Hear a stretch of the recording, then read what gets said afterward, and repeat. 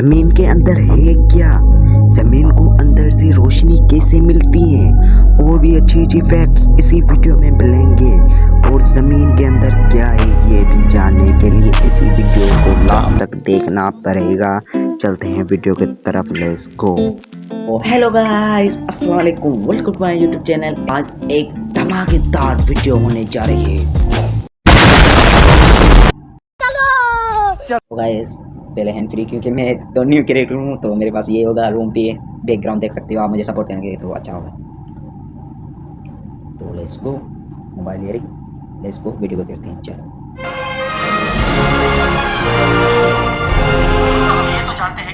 दोस्तों, हम ये तो जानते हैं कि हमारी पृथ्वी के ऊपर क्या है, लेकिन क्या आपको पता है कि हमारी पृथ्वी के अंदर क्या है? हमारी पृथ्वी के अंदर कहां तक मैटर है, कहां तक लिक्विड है, अर्थ के कोर भाग में क्या है, वो कितना गहरा है या कितना बड़ा है, और इन सबसे भी बड़ा सवाल कि हमें ये पता कैसे चला कि हमारी पृथ्वी के अंदर क्या है। दोस्तों, अगर आप इन सभी सवालों के जवाब जानना चाहते हैं तो बने रहे इस वीडियो के साथ। मैं हूं हितेश गिरी गोसाई, आप द नॉलेज के साथ, और ये वीडियो अपस्टॉक के द्वारा स्पॉन्सर की गई है। और आज हम ये जानेंगे कि जहां हम रहते हैं, जहां हम खड़े हैं, उस पृथ्वी की सतह के भीतर क्या है। चले इसे सरलता से समझने के लिए हम पृथ्वी के अंदर डाइव लगाते हैं। चलिए पृथ्वी के अंदर की यात्रा शुरू करते हैं। हम हमारी यात्रा वहां से शुरू करते हैं जहां पर हम रहते हैं।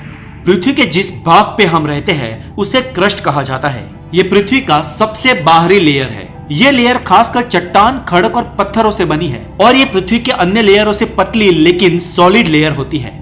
पृथ्वी की ऊपरी और सबसे पतली पपड़ी के मुख्य दो भाग हैं। एक है ओशियानिक क्रस्ट और दूसरी कॉन्टिनेंटल क्रस्ट। दोस्तों, हम पूरी पृथ्वी के डायमीटर की बात करें तो समुद्र की गहरी से गहरी जगह भी कुछ खास गहरी नहीं है, क्योंकि गहराई से गहरा समुद्र भी पृथ्वी के ऊपरी सतह के लेयर में ही समाप्त हो जाता है। पृथ्वी की असली गहराई तो पृथ्वी की सतह यानी कि क्रस्ट वाले भाग के बाद से शुरू होती है। क्रस्ट महासागरों और महाद्वीपों से 100 किलोमीटर की गहराई में फैली हुई है, और इस क्रस्ट का टेम्परेचर इसके अंदरूनी भागों में करीब 500 से 1000 डिग्री सेंटीग्रेड तक होता है।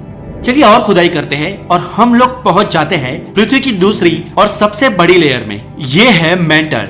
मेंटल 2900 किलोमीटर तक गहरी है, और यहाँ का टेम्परेचर 4000 डिग्री सेल्सियस तक रहता है।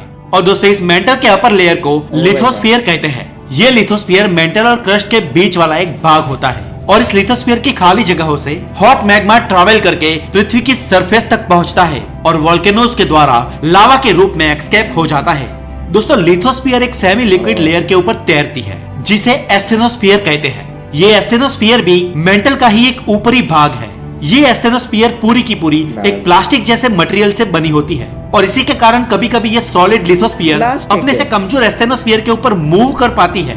चले दोस्तों, हम और खुदाई करते हैं और हम पहुंच जाते हैं हमारी अर्थ के कोर भाग में।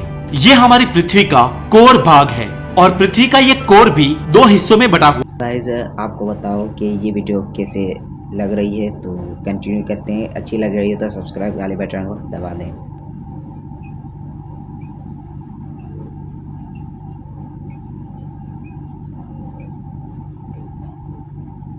हुआ है, जिसके ऊपरी हिस्से को आउटर कोर और अंदरूनी हिस्से को इनर कोर कहा जाता है, या फिर ऊपरी हिस्से को लिक्विड कोर और अंदरूनी हिस्से को सॉलिड कोर भी कहते हैं। दोस्तों, कोर के पहले हिस्से की बात करें तो यह हिस्सा हमें पृथ्वी के भीतर 5100 किलोमीटर की गहराई की खुदाई के बाद मिलेगा, और यह पूरा का पूरा हिस्सा आयरन से बना है। अब दोस्तों, आप ये सोचोगे कि यह हिस्सा अगर आयरन से बना है तो इसे लिक्विड कोर क्यों कहते हैं? तो दोस्तों, आपको बता दूं कि इस आउटर या लिक्विड कोर का टेम्परेचर 4500 डिग्री सेल्सियस रहता है, और आयरन 1500 डिग्री सेल्सियस पे पिघल जाता है। इसीलिए ये हिस्सा लिक्विड आयरन से बना है। और दोस्तों, इस आउटर कोर के कारण ही पृथ्वी पर मैग्नेटिक फील्ड्स बनी है, जो हमें कंपास का आसानी से यूज करने में सक्षम बनाती है। दोस्तों, यहाँ से और नीचे जाते ही हम पृथ्वी के बीचों बीच सेंटर में पहुंच जाते हैं, जिसे कहते हैं पृथ्वी की इनर कोर। दोस्तों, पृथ्वी की इनर कोर 1200 किलोमीटर गहरी एक सॉलिड लेयर है। ये हमें सरफेस से 6500 किलोमीटर की गहराई में मिलेगी। ये सॉलिड आयरन और निकल से मिलकर बनी होती है, और यहाँ का टेम्परेचर रहता है करीब 6000 डिग्री सेल्सियस। सूरज के सरफेस का टेम्परेचर भी लगभग इतना ही होता है। अब दोस्तों, आप सोचोगे कि इतने गर्म टेम्परेचर के बीच भी ये लेयर सॉलिड फॉर्म में कैसे रह पाती है? तो इस पर वैज्ञानिकों का कहना है कि ये लेयर पृथ्वी के दूसरे सारे लेयर्स के प्रेशर के कारण सॉलिड फॉर्म में रहती है। दोस्तों, अब आप सोचोगे कि पृथ्वी के अंदर तक तो कोई नहीं गया, तो पृथ्वी के अंदर इतना सब कुछ है, इतने किलोमीटर्स में है और इस फॉर्म में है, ये हमें कैसे पता चला? तो दोस्तों पृथ्वी के अंदर की बनावट की स्टडी करने के लिए हम सीस्मिक वेव्स का उपयोग करते हैं। दोस्तों इस सीस्मिक वेव्स की टाइमिंग और स्ट्रेंथ हमें पृथ्वी के अंदर की बनावट बताती है। दोस्तों ये एक एनर्जी वेव्स होती है और ये वेव्स रॉक की डेंसिटी बदलने पर ग्रेजुएट होती है और खुद की स्पीड को बदलती है। इसके अलावा दोस्तों पृथ्वी के अंदर देखने का एक दूसरा तरीका भी हमारे पास है और जो है डीप रॉक्स की स्टडी। मतलब पृथ्वी के डीप भाग में कोर में जो रॉक्स होते हैं वो काफी बार वोल्केनिक एक्टिविटीज के द्वारा बाहर आ जाते हैं और इन रॉक्स की स्टडी के द्वारा हमें पृथ्वी के अंदर की लेयर्स का पता चलता है। तो दोस्तों आज के लिए इतना ही। आई होप कि आपको जरूरी जानकारी मिल गई होगी। और बेल आइकन को दबाना मत भूलें और आगे अच्छी अच्छी वीडियोस में बनाता रहूँगा। बस आप मुझे सपोर्ट करें और मैं भी अच्छे अच्छे बैकग्राउंड लगा के रखूँ और आपको अच्छी अच्छी वीडियोस से मुतासिर करूँ। सो प्लीज़ मुझे आप सपोर्ट करें। Thank you guys. मैं छोटे से गाँव में रहता हूँ तो मुझे सपोर्ट तो आप जरूर करेंगे। Bye bye.